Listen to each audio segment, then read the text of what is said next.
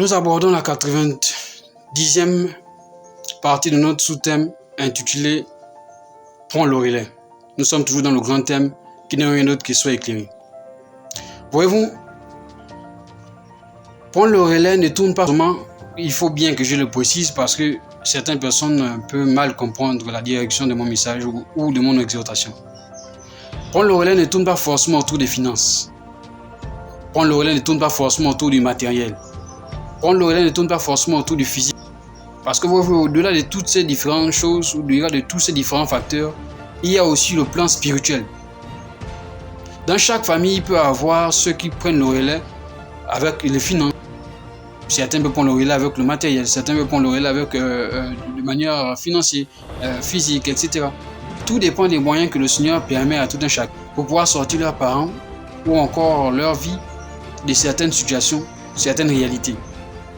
Donc prendre le relais est assez vaste et complexe.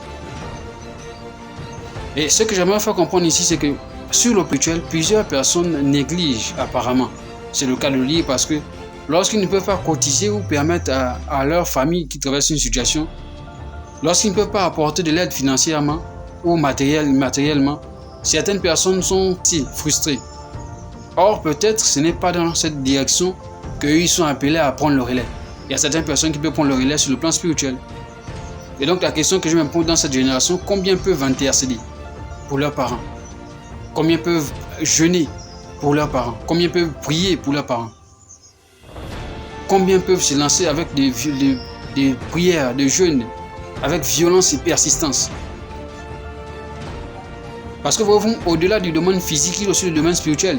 Il ne dit pas en fait s'asseoir quelque part et faire des souhaits. Je souhaite que ma soeur soit guérie, je souhaite que mon frère soit guéri, je souhaite que ma mère soit guérie, je souhaite. Il ne s'agit pas de faire des souhaits. Il faut aller un peu plus loin lorsqu'il s'agit des choses spirituelles. Oh, je souhaite que mon père soit guéri, je souhaite que mon oncle soit guéri, je souhaite que ma tante... Non. Lorsqu'il s'agit du domaine spirituel, voyez-vous, il faut aller un peu plus loin. Vous devez faire des déclarations de foi. Vous devez faire des déclarations prophétiques. Vous devez faire des décrets de foi. Prendre l'autorité sur la maladie. Prendre l'autorité sur la sorcellerie. Prendre l'autorité sur les attaques démoniaques. Prendre l'autorité sur les attaques sataniques. Ce n'est pas une négociation que vous devez faire face à votre adversaire, mais c'est une question d'autorité.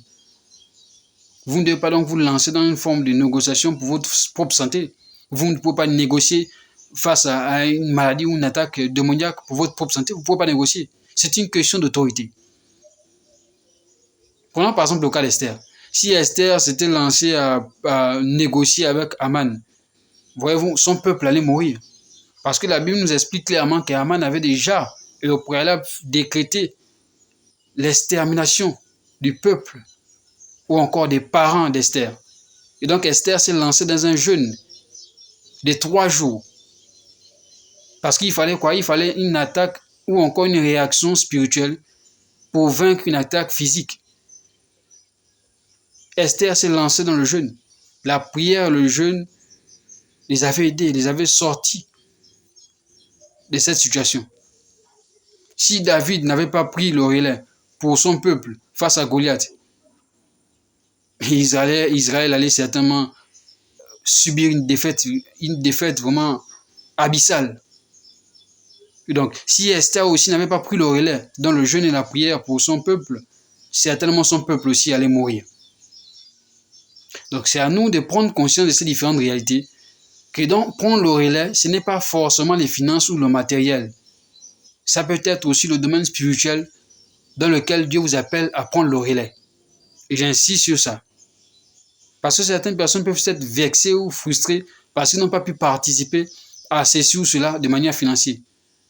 Mais ce n'est pas forcément là-bas où Dieu t'appelle à prendre le relais.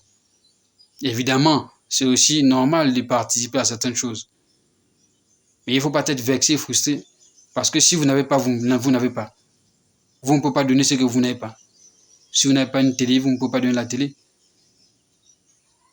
Pour ce qui est de cette 4e partie, nous allons rapidement faire la suite.